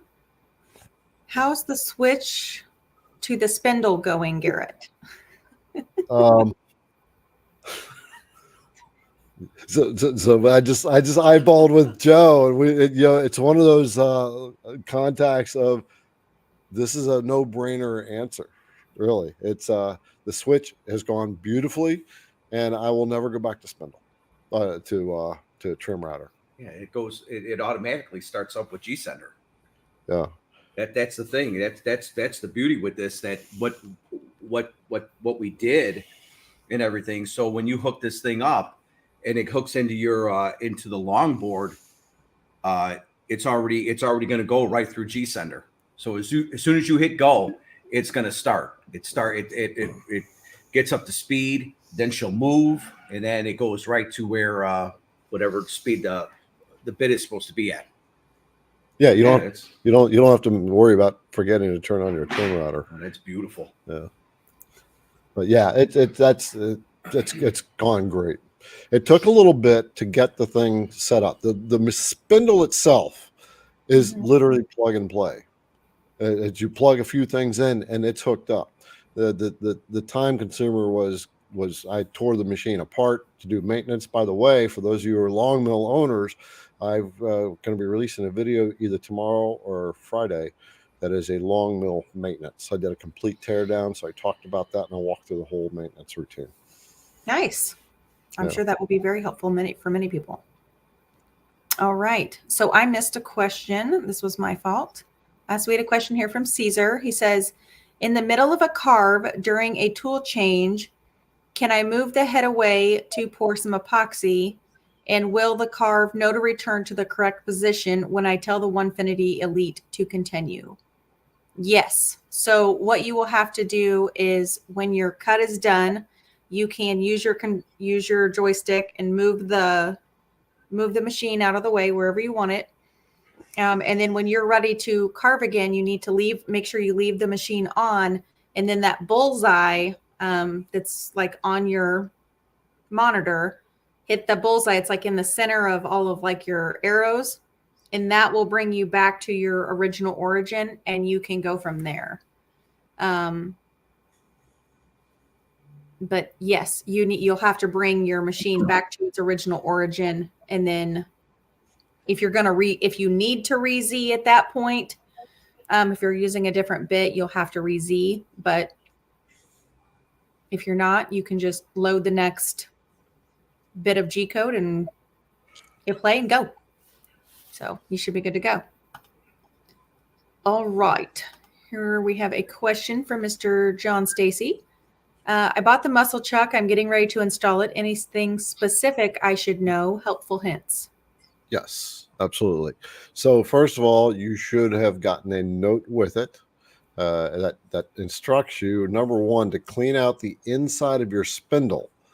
What I do is I take a Brillo pad or Scotch-Brite, and I'll turn the trim router on low speed, and I'll stick that Scotch-Brite up in there to get any creosote or the sap or whatever that might have built up on the inside of the spindle, and then blow that out. And then, of course, clean off the threads. And one of the things that I want you to do, because we did discover it's not a 100% quality problem, it's just on a few, but it was enough to warrant us to put a red flag on it, is make sure your router bits go all the way through. And because what we were finding was some of them they weren't getting slipped all the way into the muscle chuck. So it's exaggerated, but the bore was like that on some of them. So yeah, first thing to do is do that. If your standard bits don't fit all the way through, send it back. We'll credit you, or we can replace it, but we won't replace it. We'll credit you, and then I don't know, Julianne, how are we handling it? Are we Liberty and Julianne? I'm going to bring you guys out as far as the muscle chucks, because I'm not actually doing the managing that aspect of it. How are you guys handling muscle chucks when it comes to returns? We're replacing the faulty muscle chuck and just requesting the faulty one back for inspection. Okay. So you guys are checking them before they go back out the door. Yes, when they go back, when they're going out the door now, I have a 1/4-inch bit sitting there testing all of them. Okay. Yep. So we got it. That's all right. Thank you. Okay. All right. So there's your answer. All right. I was looking through some of the comments. I was trying to see if there was anything interesting about the engraving with the marble and the marble and granite. And some people were saying, yes, they used drag bits. Someone said they used like a 60-degree V-bit, which I thought was kind of interesting. So I don't know. I find it interesting. Speaking of, I just want to drop this quick note. So next Wednesday, I might be in a hotel room doing the live. So I'm actually traveling to Millersport, Ohio. I have met a new friend through one of my one-on-ones, educational training sessions that I do. And he was very, very generous and asked if he could come here. And I told him no, he needed me to come to him, which I'm willing to do. So I'm very excited about going to help him. He and his company, they have, they do cemetery headstones and things like that and signage. And they have bought this massive 4x8 machine and a 130 or 100 or 130 watt CO2 laser. So I'm actually traveling to him. I'm going to spend 3 days with him.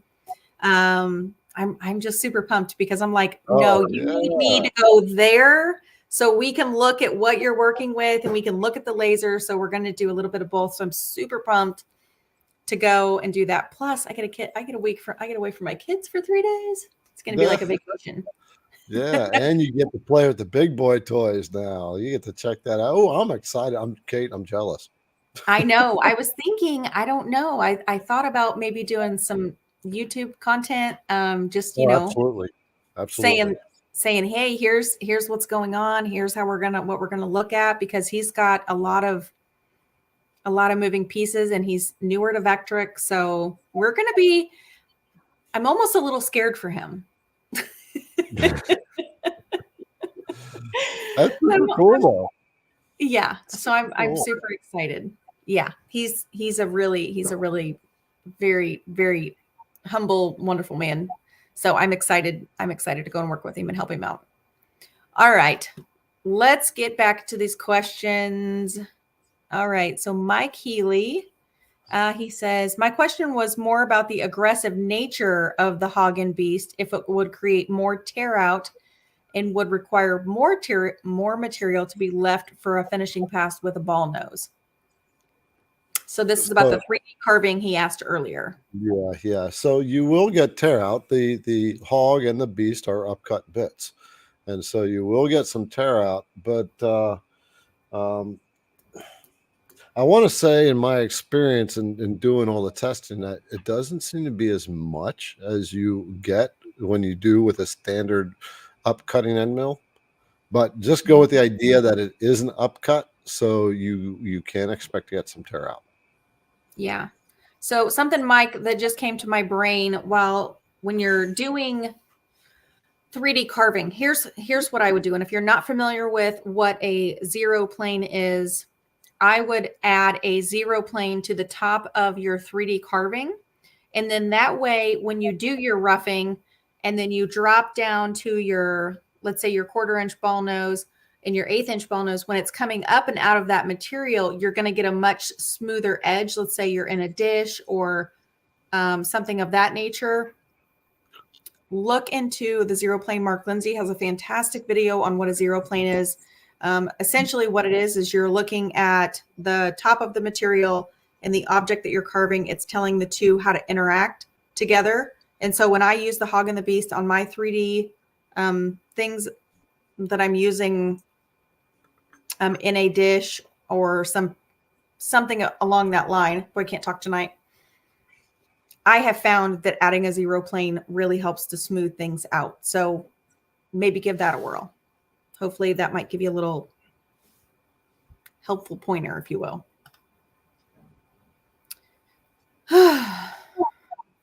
All right, let's see here. All right, we have TME Net. A spindle question. I have an MK2 long mill with a Makita router. If I were to upgrade to a 2.2 kilowatt spindle, what % feed increase can I expect? Everyone just talks about how quiet they are. It's a good question. So I have not worked on increasing the feed rates other than with the V-bits. And so we have the 90 degree. Liberty has been making some names. She's been carving names for shorts. And by the way, if you want your name carved, put it in the comments. And Liberty will work on them when she has some opportunity, because she likes doing that. But anyway, I upped that to 120 inches. Oh, here's a couple that she's done. Thank you, Joe. So like she did William and Robert. Yeah, Ooh, I like that so font. she's having fun experimenting with that. But anyway, I don't see a Joe Liberty. So oh, she made a Joe. Yeah. Well, Yeah, wait a minute. We're gonna bring her on here. Go ahead. I did. Where is it? It's over there. I did. It's over there. Dude, not for this Joe. Dude, not for this Joe. Dude, look Look over at how there. funky I made it. Yeah, it's so cool too. Liberty, you need to do a women who CNC one. Yes, she does. Liberty, this is your task. Carve a Women Who CNC logo. See, it says Ojo. Oh, Joe. Yeah, I got a love little it. smiley face so the good. O like I do on my packages. I Liberty, love we'll that. do one together. All right. All right. So, Okay. so I got some experimenting to do to be able to answer that question effectively, because I just got it mounted on 2 weeks ago. Very But I good. know like the 90 degree V-bit can go up to, I've done 120 inches on it now. Yeah, that's awesome. All right. And I know that bit can go up to 200 inches, by the way. Can go up to what? The 90 degree big stiffy, the V-bit, and that would make the 120 also be able to do that, and the 60. go up to 200 inches per minute. Oh, wow. I've Okay. carved it that. Okay, go ahead. All right. Sorry. You said, so the 60V, the 3/4, the 90V 3/4, and the 120 Yeah. can go up to 200 IPM? Yeah. Okay, cool. Okay, so this is the Neff one. Looks like from Gerard. Sorry, rephrase, Garrett. I have an MK2 as well and would like to add the 1.5 kilowatt air-cooled spindle. Does the MK2 handle, and how do you see an improvement? Yes. Come on in. Yeah. Joe has the 1.5 kilowatt. Yeah. That's that would be all you got to do is if this answers your question, all you got to do is just drop it in. You're literally going to take your Makita out of there and drop that spindle right in there. That's all you're going to do. And yes, it does handle it. You don't have to do anything to it, any specifics to it at all. Nothing. Just drop it in there, set it where you want it, tighten it up, start carving. Do I see improvements? There's a lot of improvements. Yes. It's more powerful right off the bat. That spindle is more powerful than the Makita anyways. Mm-hmm. So, and it's, like you said, much cleaner cut. Yeah. Much cleaner cut. Yeah. So hopefully that answered your question. Yeah. What makes the cut so much cleaner on these things is because they got much tighter bearings on them. The trim routers, the bearings are just looser. And that's what makes the big difference. There you go. We've had a lot of really good questions tonight. Yeah, you want to watch. Hey, Julianne, time for another drink. Julianne, get the link for the live last week and put it in the comments, because we had a 2-hour session with Daniel. You will get all your questions answered by watching that. And it's really advisable to really get your knowledge, because you're buying, these spindles are $800. Yeah. Right. It's an investment. It's a worthwhile investment, but get the knowledge. Daniel's really you get all the answers in that video. There was a lot. Yes, a lot of good information. All right. So up next we have Mr. Robert. Have either of you mastered how to stop the ghosting effect on 3D finished toolpaths? I'm using Vectric Aspire. No, I have not. What's the ghosting effect? I don't know. That's why I haven't. Can you define what the ghosting effect is? Julianne, watch for that comment from Robert. Robert, just put a comment. Tell us what you mean by ghosting effect. I don't know. That's a great question. Maybe Mark might have some insight on that.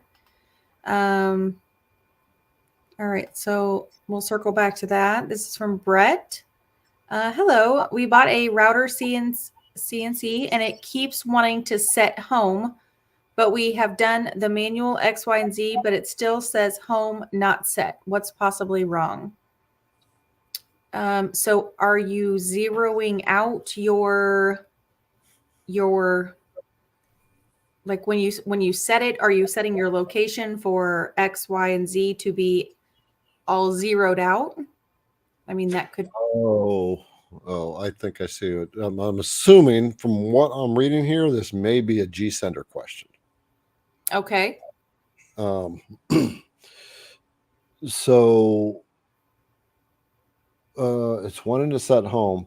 So I have to bring up G-Sender in order to. Yeah. But I have to plug it into the machine. So shut.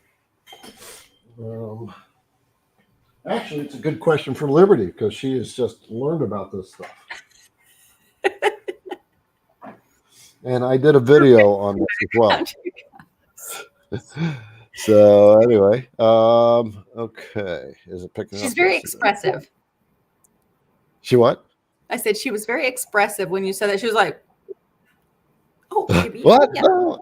Yeah, but I'll tell you, the best way to learn is to teach. Yes. It is the absolute best way to learn. So I'm going to go into G-Sender.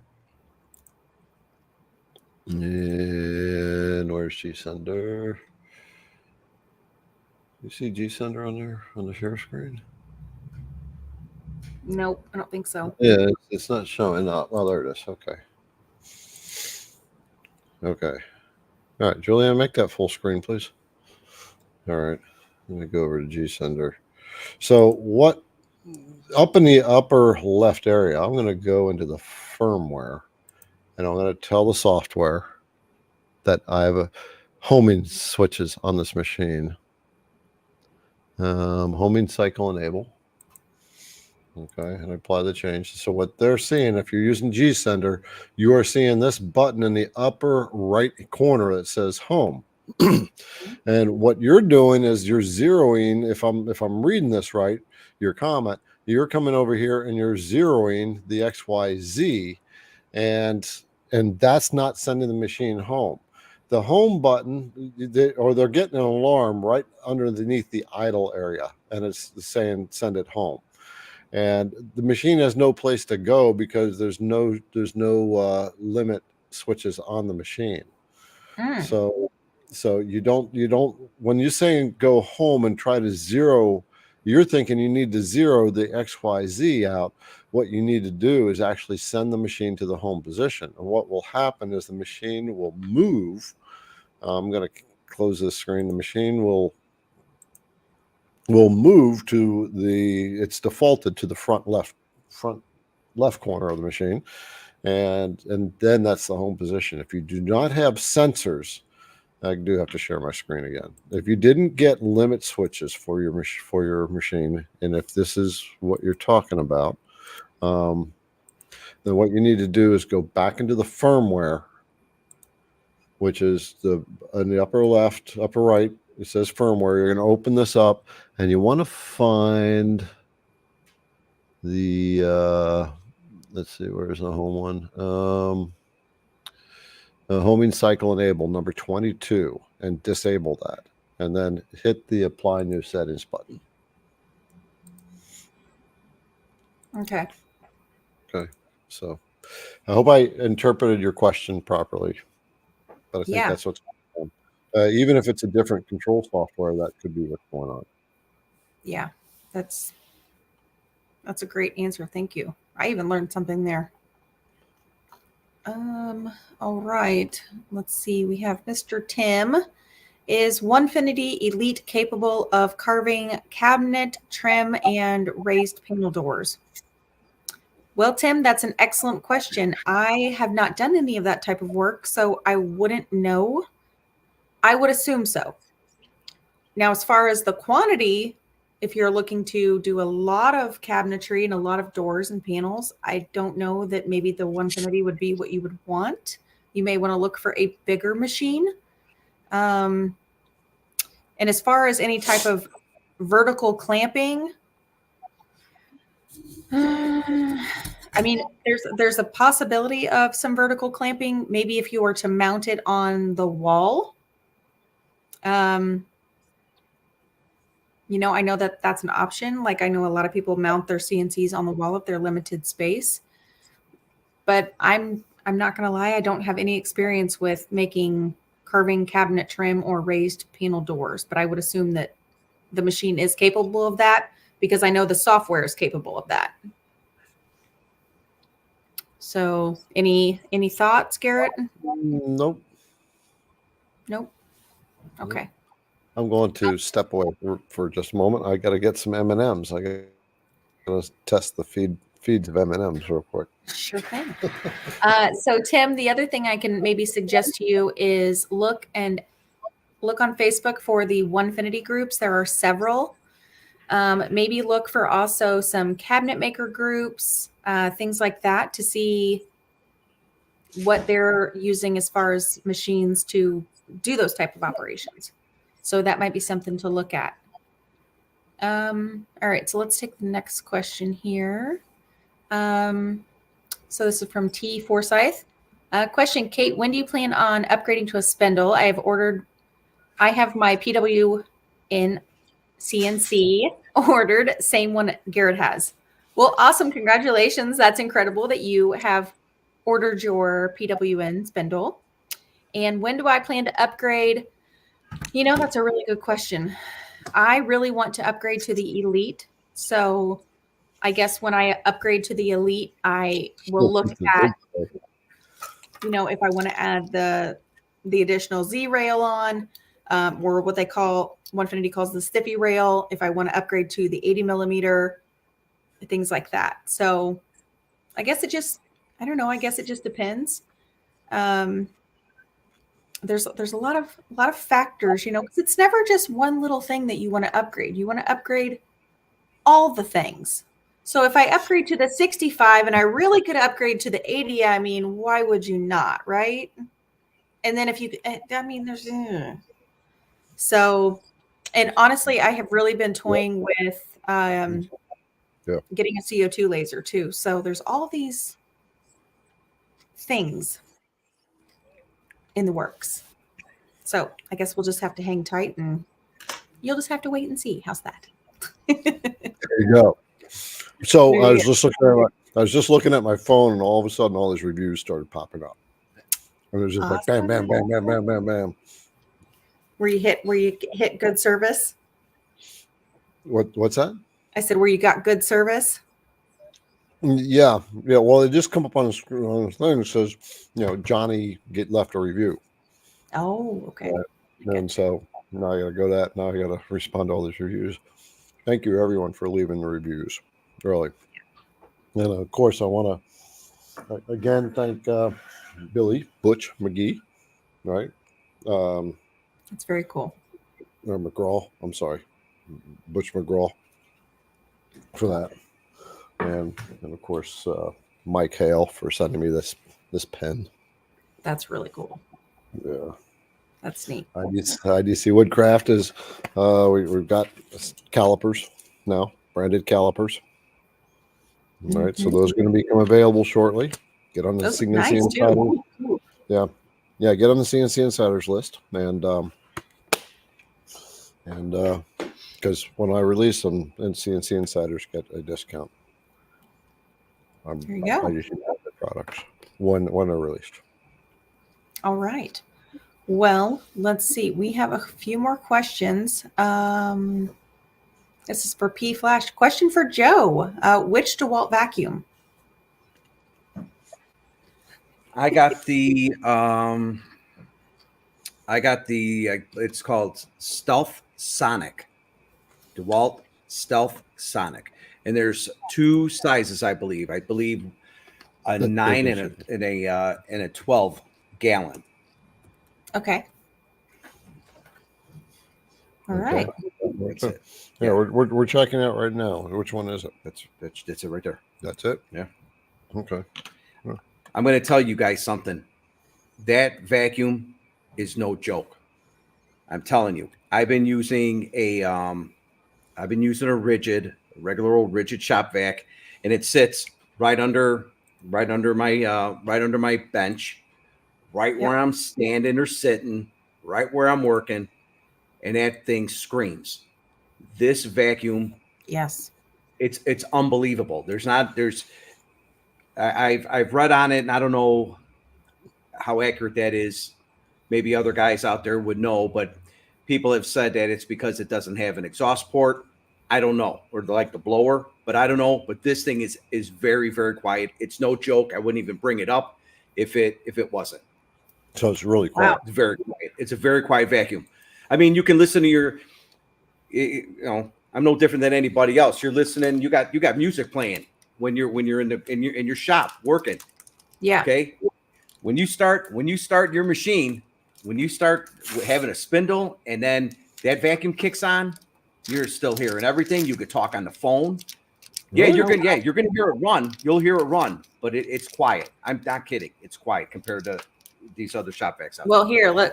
So I've got a big rigid back here. I just use as like an extra because my dust collection is actually out here, and I have a dust collection. It's the dust dog is what I use. But you're not joking about this thing. I mean, I have like my headphones on, and then I'm just like, dear God, I hate this thing. That looks like the one I have. That looks like the one I have. It's obnoxiously loud is what it is. And I have the muffler on it too, and it's still freaking. So do I. Yeah, so do I. And it's like I'm going to be louder than everything else because I feel like I want to be. That's what it is. But I hope that answers your question. Huh? I said it's like having a toddler in the room with you. Yeah, but hopefully that answered your question. It's a great vacuum. Go buy it. I'll put a link in the comments. There you go. Yeah, I forgot to say we have Ray Kinman coming back next week. Oh, yes. Yeah, so those of you who are interested in wood finishing, this guy's a master at it, right? He's been hand carving for 45 years, Kate? 46 years? I think so, yeah. Yep. He works for Disney. He works with Disney, doesn't work for them. And he carves projects for Disney. And so anyway, if you want to know about wood finishing, make sure you show up next week and ask your wood finishing questions. There's a lot of he's a really fun individual to talk to. Yeah, sure. And his daughter, he's got a CNC. His daughter is learning his machine. So yeah, we've been chatting back and forth a bit. Oh, good. All right. So let's see here. So we have Nick. He says, when doing inlay, how long do you let the glue dry before milling off the excess wood? And also how much clamping is needed to hold down inlay while the glue dries? I'll let you take this one. I've seen a lot of clamping methods, but I would say just your standard, probably 24 hours on the glue? Yeah, I would give it 24 hours for sure. The exposed glue will dry pretty quick, but the glues inside may not dry nearly as quick, and so you want to give it that time. And what else do you about clamping? How much clamping? I used C clamps. I took another board, 2 boards, and sandwiched it in there, and I used C clamps to clamp it. Yeah, I've seen a lot of people have those like presses where they put them in, and it's like you're making a sandwich. Yep. Yeah, a really compressed sandwich. Yes. All right, let's see here. Joseph Hughes, on VCarve Pro, how do you best set the material setup for mostly cutouts where you have a lot of hold down clamps? Thanks again for your PWN CNC setup video. I just set mine up yesterday. Oh, fantastic. Yes. Yeah, I have a video out that walks you through the setup process. Yeah. How to set up your spindle on your CNC. Okay. As far as the best setup material for mostly cutouts where you have a lot of hold down clamps. CA glue? For what? To hold it down? What are you holding down? Oh, hold down clamps. Okay. Sorry, Joe is kind of whispering. No, what does he have a good idea to share? No, yeah, come on and share. No. I'm trying to understand the question. Oh, yeah. Okay, so here's how I'm envisioning this. You have your spoil board, you have your piece of wood, and he has a bunch of clamps around it for holding down the clamps. And he's asking, what's the best material setup for a lot of cutouts? So what I would personally do if you're going to have to use a lot of clamps and you're doing a lot of cutouts is I would make the piece oversized.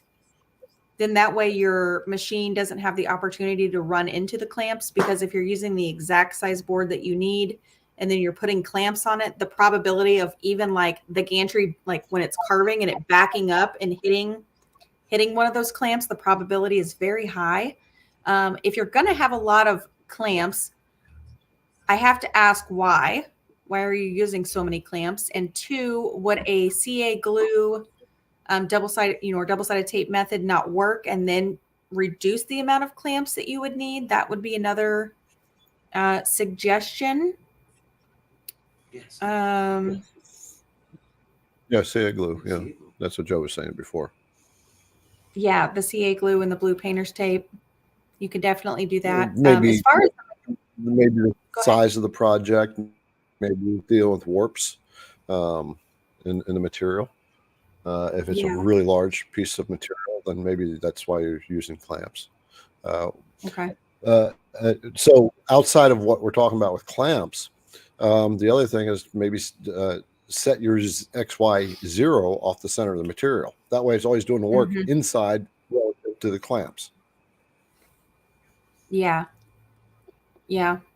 You still are going to have that probability of running into the back of the back of the clamps though, because I've had that happen before, and that's not fun.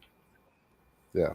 Um, For those of you who know, if you use G-Sender, I don't know what machine you're using, Joe, but G-Sender has a cycle in it where it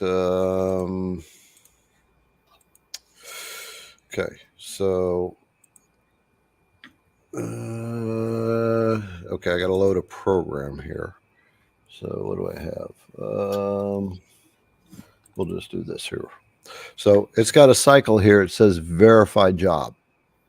And so what you do is you can hit that button. It will not move in Z.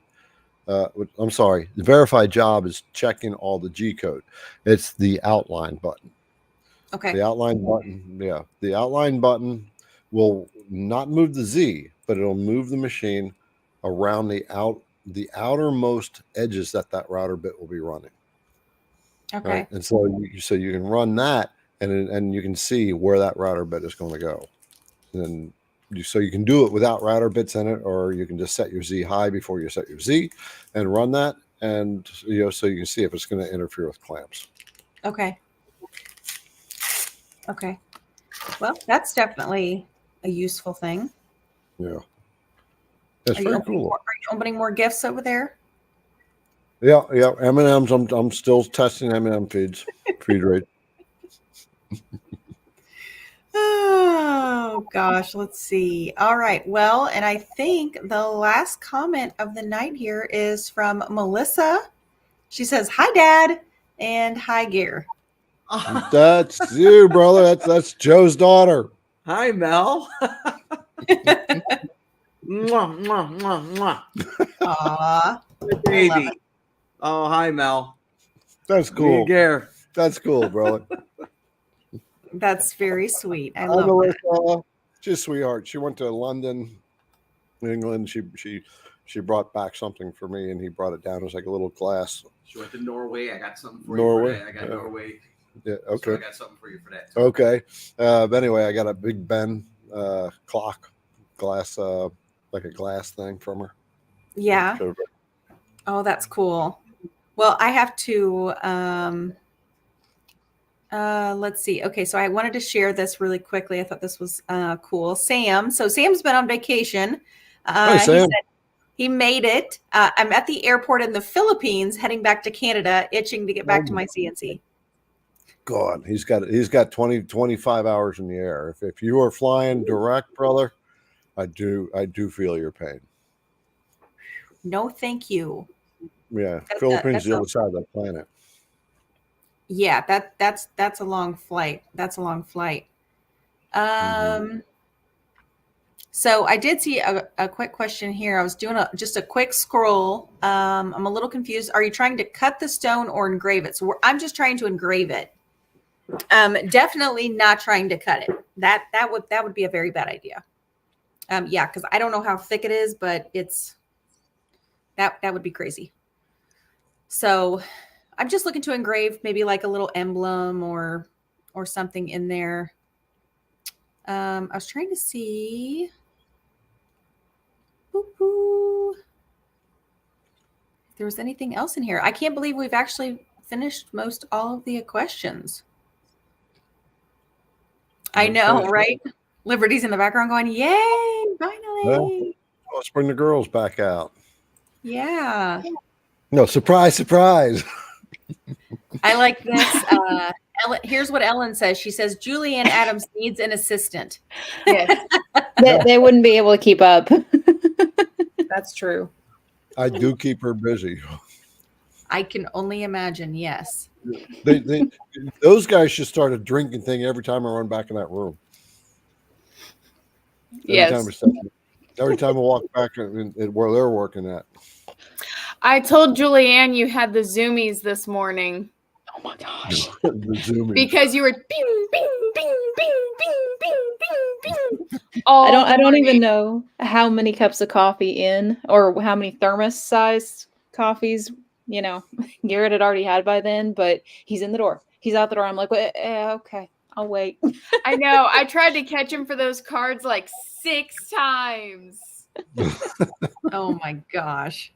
Yeah, it's that's how my kids are when I'm running in and out of the house. I'm like, blah, blah, blah, blah, blah, blah, blah. Nope. I'm working. I'm not here. You didn't see me. Right. All right. Well, we've reached all the questions for those that were after 9 o'clock, and we do apologize for not getting to them. Show up next Wednesday and get them in before 9, and we will cover them. I was gonna say we do have Ray Kinman on next week, so we're kind of going towards finishing questions. Just FYI. Yep. Yeah. Next week will be geared towards finishing. We won't do a whole lot of CNC questions. Yeah. So make sure you bring all your finishing questions. You have a whole week to sit, think, prepare, write them down. Ray had he talked a lot about how he put many coats on projects to get shades happening. He taught us about dark colors equal far away. Light colors. He talked a lot about the coloring schemes. Yeah. So yeah. I'd highly recommend going back and watching the last live we had with Ray before next week. Get to know him, get some of your questions ready, and he'll be able to advance a lot more. Yeah. Yeah. I wanted to pop in one last thing that I saw here that was a really good question. So this was from Jared, and I wanted to address this question. He's asking about doing like a branding iron. So Jared, if you're still on, Onefinity over on their YouTube page, they have a really great video about carving. I don't know if he was carving brass or carving aluminum, but he did a really great video on that. So maybe just go check that out. That would be really helpful for you. Yeah, I'm gonna do brass here. Well, I can do brass or aluminum, especially now that I got the spindle. That'll be much easier. Yeah.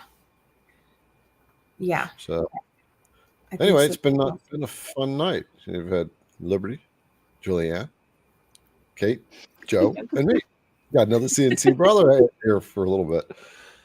Yeah.